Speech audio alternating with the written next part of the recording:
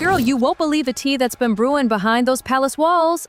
It turns out our beloved Queen Elizabeth, yes, Her Majesty the Queen herself, wasn't always the calm, graceful monarch the public saw. Nope. When it came to Meghan Markle, oh honey, she was livid. We're talking beyond furious. Think betrayed, disgusted, and humiliated on a personal level. And the worst part, it wasn't just Meghan. Prince Harry, her own grandson, was right there with her in the Queen's crosshairs during her final, most fragile years. Can you even imagine?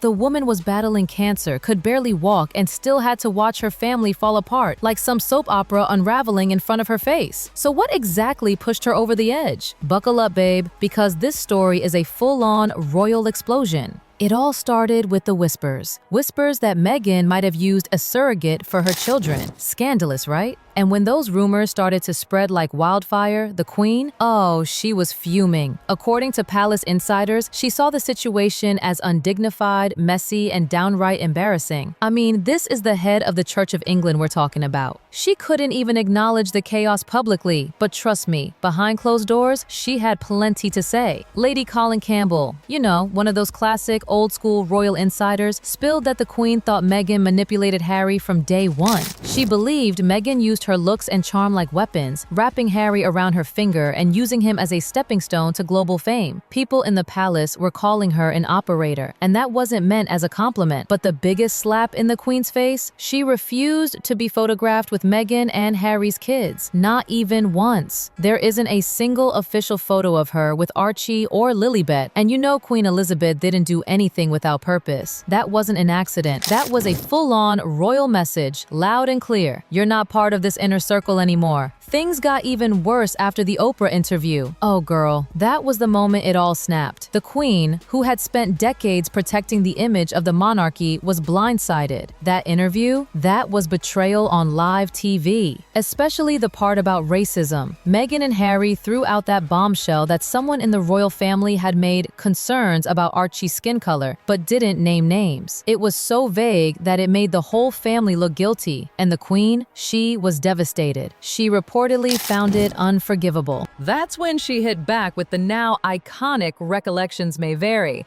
Let me tell you, that was the Queen's version of flipping the royal table. That's as savage as she got in public, but behind the scenes? Oh, she was using much stronger words. According to royal sources, she called Meghan a scrubber.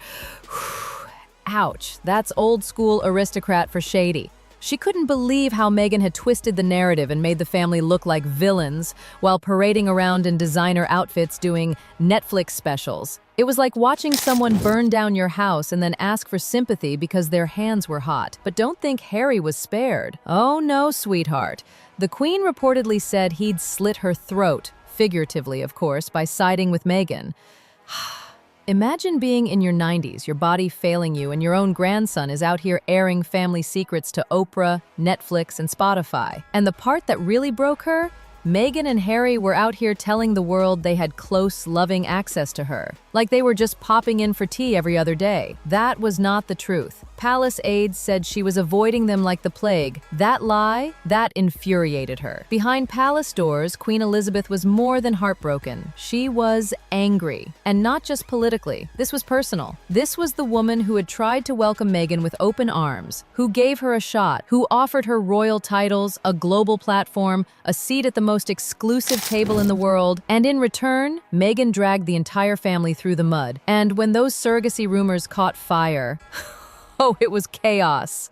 Legal nightmares, moral tightropes, public humiliation. The Queen couldn't say a word about it officially, but those close to her say she called the whole thing a circus, an embarrassing, disgraceful mess. She was horrified that her family, her monarchy, had become tabloid fodder on such a ridiculous scale. And let's not forget the symbolism. That woman lived for symbolism. So when she didn't take a single picture with Archie or Lilibet, when she didn't attend certain events, when she didn't issue gushing public statements, that wasn't oversight. That was cold, calculated strategy, a silent, regal middle finger. And it gets worse. You know what really stung her? The naming of Lilibet Diana. Appalled. Girl, the audacity. That name, her intimate family nickname, the name only the closest people used. And they took it after trashing the family on every media outlet possible. Friends said she saw it as manipulative, like a PR stunt to soften the blow of their constant attacks. She wasn't about to to reward that with a royal photo op. Angry? Absolutely not. The Queen wasn't dumb. She saw exactly what was happening. According to one insider, she once said Meghan and Harry's relationship was like a fast car with no brakes. And as much as she tried to steer them in the right direction, she couldn't compete with that kind of runaway drama. People around her started talking, and once the Queen passed, the floodgates opened. Royal aides, courtiers, friends, they all started saying the same thing, that the Queen died not just dealing with illness, but with betrayal. Real, cutting the trail from people she loved and trusted. She had survived world wars, political crises, personal loss, and yet what haunted her final days was a media circus caused by her own family. The palace wasn't shaken by some foreign enemy or scandal from the outside. No, this came from within, from Harry, from Meghan, from California.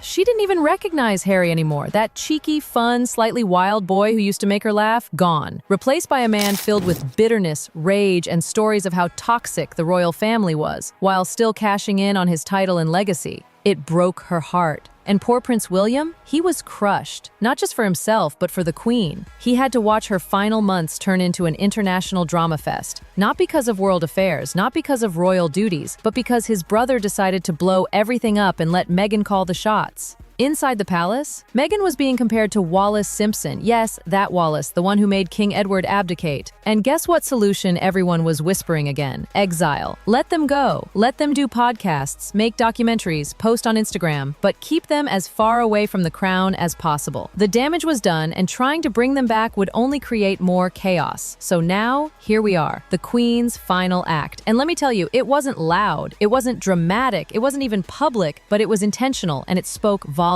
That lack of a photo with Lilibet, it wasn't about privacy. Please, don't believe that palace spin nonsense. Insiders are now saying it was Elizabeth's final message. She didn't want the history books showing her standing next to what she saw as a betrayal, wrapped in a baby blanket. And honestly, who could blame her? Imagine watching your legacy, 7 decades of service, dedication, duty, being dismantled by a woman you welcomed with kindness, not with cold protocol, with kindness. And then watching that woman and your own grandson turn your life's work into Netflix content. And yet, through all the heartbreak, the Queen didn't scream, she didn't explode, she didn't rant on talk shows. No, darling, she handled it the way only Elizabeth Windsor could, with quiet defiance, that cold British steel, a look, a silence, a refusal, and it hit harder than any headline.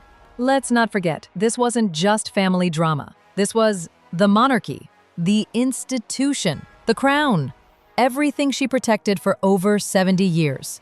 And watching it become a punchline, watching her own blood accuse the family of racism and cruelty without giving any names or receipts, that was the ultimate slap.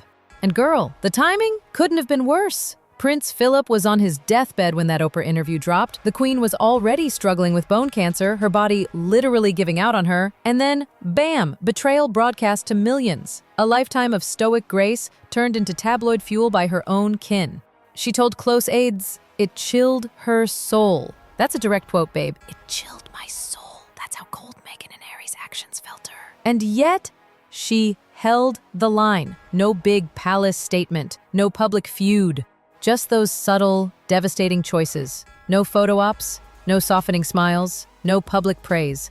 That was the Queen's way of saying, "I see you, and I don't buy it." Now, Lady C and other royals who used to keep things zipped, they've had enough. The gloves are off. Royal discretion is dead. And girl, the things they're saying now, whew! They're naming names, laying out the timeline, pulling back the curtain, and they're all saying the same thing. The Queen saw it coming, and she died feeling deeply, personally wounded. Even royal journalist Palm Sykes confirmed it. Those whispers about Meghan being manipulative and Harry losing touch with reality, totally real. People stayed quiet because, let's be honest, Meghan and Harry owned the spotlight. Question them and boom, you're labeled racist or out of touch. But now that the Queen's gone, the silence is over. The most heartbreaking part? The Queen didn't pass away surrounded by joy and unity. She died with a broken heart, not just from illness, but from watching her own family unravel. That cheeky, lovable grandson she once adored, she called him sad, unrecognizable. And watching him profit from tearing down the crown, that cut deep. Prince William saw it all, and it crushed him, especially knowing what it did to her. The press circus, the betrayal, the headlines. Insiders say he even compared Meghan to Wallace Simpson. Yep, that Wallace, the original royal disruptor. The solution, whispered behind palace doors? Exile. Let them live their California dream just far from the throne, because the damage, it's already done. Queen Elizabeth II gave her life to duty, and in the end, she watched it all be dismantled by the very people she once embraced. She reigned with grace, but died in grief. Meghan and Harry didn't just leave the royal family, they blew it apart, and the Queen took that heartbreak with her to the grave.